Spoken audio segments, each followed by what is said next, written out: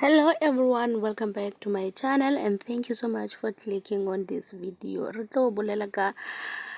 Izingane Zesithembu season 2 se leng gore se tla be se diragatša ka May. I forgot ke di 9 goba ke neng ka 7 o'clock. Gomme Mpilo Mseleku 10:21 o tlo gapeletša gore o swanetše gore a bolele ka relationship ya gago gore go diragala eng ka bophelo ba gago, o ratana le mang, a hlalose le yena motho a ratana le yena a bonagale ebile a ba hlalose ka dilo tša gago tša sekolo ka ge e le gore o dira sephiri ka bophelo ba gago ga a nyake gore dilo tša gago di tšwelele. Gomme this season o gapeletša ga gore a di tšweletše ka mokana ka ge e le gore o godile jwale. Gomme se sengwe gape ke ka Sne a se ba bolelenyana ka yena ga kudu mo e leng gore Sne ke yena a swanetšeng gore a tšwelele a re botše le ka boyfriend ya gagwe e leng gore o ratana le yona gomme re kgone go tseba gore go diragalang ka yena. Mpumelelo yena o sa tšwela pele le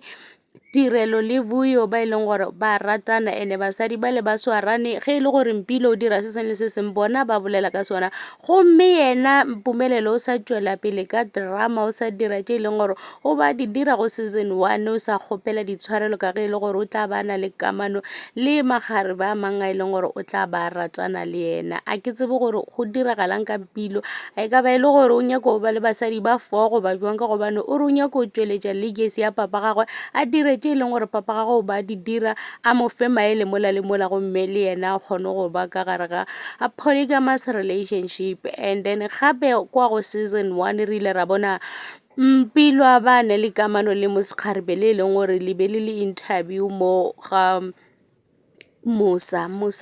and then a tšweletša video e leng gore o ba na le Mpilo gomme a re yena o ratana le Moseleku, a se a tšweletša gore o ratana Moseleku o be a bolela gore le yena ke mang ka gobane voice ya recording ge e be e kwagala kwapo go kwagala o ka re ke ntate Moseleku, mara e tšweletše gore ke yena Mpilo a ba ne le kgarebe le lantše a tsenetše tša thobalano le yena. Gomme Baba Mseleku a bona gore mosadi o ko mogolo a go dirišitšeng dilo tše, tseba gore ro mo swariša, o swanetše gore a tla kopane le tše e leng gore a di tsebe ke wena ngwana ga Mseleku. As long as o ka ba le kamano le motho mongwe, motho o tlo nyaka go diriša dilo gomme gore di tle di tšwelele. Jwale re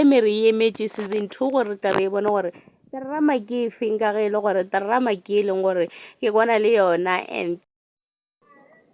gomme batho ba commenta ba bolela gore ba wisha go ka re Vuyo a ka tšwa ka gare ga relationship e leng ka gare ga yona, a se a swanela ke gore a be ka gare ga polygamy relationship ka mokgwa e leng gore o ka gona. Ba bona e le gore yena le Tirelo ga ba swanela gore ba be mmogo le Mpumelelo. Jwale a ke bone gore Vuyo o tla tšwa ka pele ka mogare ga relationship e leng gore o tsene ka gare ga yona ka ge e le gore Papa Mseleku o na le experience ya Sethembu, so ke bona gore o tlo dula fase le bona a ba bontšha gore Sethembu ke ge re bolela ka Sethembu a ba botša gore ba swaragane jwale ka basadi ba berekišane ka gore ge Vuyo a ka sepela gore go ne le possibility ya gore Tirelo le yena a tšwa sepele ka gobane mosadi a tlo bang gona wa boraro a tlo ratana le Mpumelelo a re tsebe gore e tlo ba mosadi o mo jwang, o tlo kgona go berekišana le Tirelo goba o tlo ba jwang. Re bona Vuyo e le gore le Tirelo ba kwana ba ratana, ba tseba gore monna bona ge a dira se sengwe se sengwe a se dirang ba swanetše gore ba kwane ka yena, ba bolele ba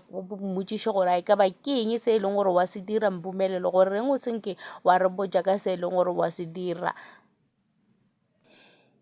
So DJ Mpumelelo re tla bona gore o tlo dira drama efeng because yena vele ke drama boy. Bona ba lla ba sa tšo lla Vuyo le Tirelo, ke tšona tšeo tša Izingane Zesithembu. Thank you so much for watching. Please don't forget to like and subscribe. Ta-da.